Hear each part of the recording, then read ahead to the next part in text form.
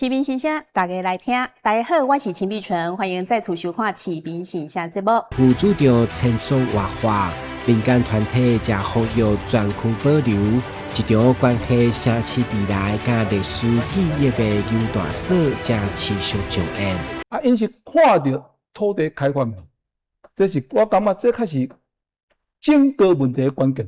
因为他没有提送该提交的一些营运成果啦，或者他有转变他的营业行为，他要提报他的经营管理计划书的变更，这些都没有照契约来走，对，然后就被我们解除契约了。我一直感觉这栋厝不够清水，虽然伊是一只船啊，但是伊是一个搁浅的船啊。大排的40台的主化吼，拢去互迄海水同啊规个一起来到路面啊。